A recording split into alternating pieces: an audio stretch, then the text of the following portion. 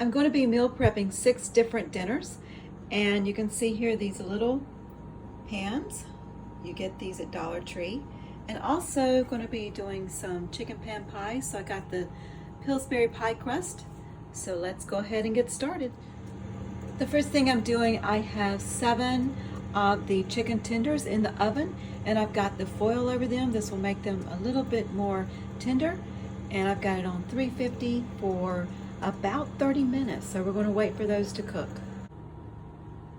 For 2 of these, what I'm going to do is I've just got 2 teaspoons of butter on the bottom, and then I'm just adding 2 tenderloins to this one, and then I'm going to add 3 to this one, and I'm just going to place these into the freezer with some foil over them. So that's going to be 2 of the meals. As you can see, you get these little tins from Dollar Tree. I've got a little bit of butter on the bottom of each of these. I added 2 tenderloins to this one, 3 to this one. I'm going to add just a little bit of water, about 1/4 of a cup to each of these. Then I'm going to place foil over them, place them in the freezer, and they'll be ready to place in the oven. When you do place these into the oven, you want to use 350 for about 40 minutes. You want to check them after 30 minutes just to make sure, because they will be frozen. So then we're going to get started on the other 4 that we have here. For the crust for the chicken pan pies, what I use is the Pillsbury pie crust. There are 2 that come in this one. So what I do is I put down a piece of foil, and then that allows me just to put these out to where it does not stick at all. I really like the way this does.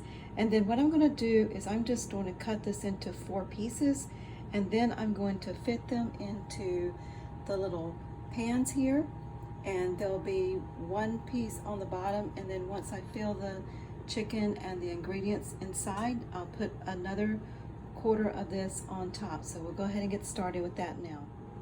What I found the best way to cut this into 4 sections, I just go and I start at the top and I just cut it all the way down like that. And then what we're going to do is do it on the horizontal the same way, just all the way across. And then you've got your 4 sections, and then what you do is you just mold them to fit the little pans here. So I'm going to go ahead and get started with that. And here you can see they break away very easily. I do want to note one thing. What I'm going to do is, before I place the crust into the little pans, I'm going to place some butter on the bottom. So I'll go ahead and get started with that. And for the butter, what I do is I just use a paper towel. I get a little bit of butter on it and I just wipe it on the pans. And now I'm going to go ahead and place the crust into the bottom of the pan. I finished 2 of these, and to make it a little bit easier, if you wet your fingertips before you place the crust into the pans here, it makes it a lot easier. You can mold it a little bit differently and easier. So as I stated, there's 2 pie crust in the box.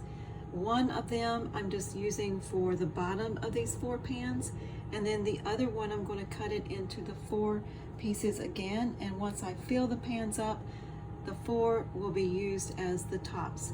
So I'm going to go ahead and place these other 2 into these other pans real quick. And remember, when you're doing this, that if you wet your hands first, you can mold the crust a little bit easier. So I'm going to go ahead and do that now for these other 2 pans. These are the 4 little pans, and remember, you don't have to get it all the way around to the sides or anything. Just make sure it's covered to where when you place the mixture into the pans, they'll just be on the bottom and some of the sides. So what I'm going to do now is go ahead and get the mixture out. The chicken has already cooked, so I will show you what we have in the mixture, and we'll go ahead and start filling each of these little pans. Here is the mixture, and I used 1 can of the cream of chicken soup and then 1 can of the veg-all. You can see that it has potatoes, carrots, peas, green beans, and corn. This makes the recipe a little bit more simple instead of using all fresh. I did add a couple more green peas that were from the frozen section, and that made it a little bit easier too, just to have a few more peas in it.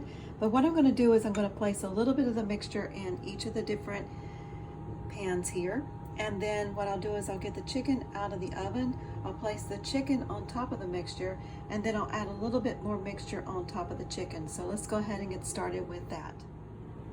This will give you an idea of what 3 tablespoons looks like of the mixture, and I just added 3 tablespoons to the bottom of each of the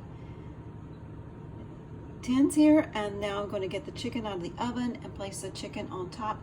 The reason I do it this way instead of going ahead and placing the chicken into the bowl with the mixture is I want to make sure you get enough chicken per pan here. It just makes it a little bit easier, so I'm going to go ahead and do that real quick. Also, when I'm cooking the chicken, I make sure that I cover it with foil, and the reason I do that is because it makes the chicken come out to where I can pull it apart really easily, and it doesn't have like a texture on the top. It's just really soft, and it pulls away really easily. So that's the way we like it into our chicken pan pie. So I'm going to go ahead and do that, and what I'm going to do is I'm going to use about a chicken tender and a half per each of these, and we'll have a little bit left over. So I'm going to go ahead and add the chicken to our individual little pans here. So I'll be back. Here's what we have, and you can see this is why I like to cut the chicken up separately than placing it into the mixture, because you know how much chicken you're getting. And if I don't do this, sometimes you only get like 1 ounce or 2 ounces of chicken, and I like to at least get 3 to 4 ounces of chicken per one of these little pans. So this is what we've got so far. So now what I'm going to do is I'm going to take the remaining mixture and place that on top of these, and then we will have our little chicken pan pies. I am going to add just a little bit of butter on top of these before I place the foil on top of them. So I'm going to go ahead and get started with that. Here we've added 3 tablespoons of the mixture to top of the chicken. And now what I'm going to do is I'm just going to place foil on top of this after I've added the butter. I'm just going to add just a little bit of butter. And then I'm going to place foil on top of these, and then I'll place them into the freezer. Once you start to get ready to bake these, what you want to do is just place them in the refrigerator the day that you're going to be cooking these.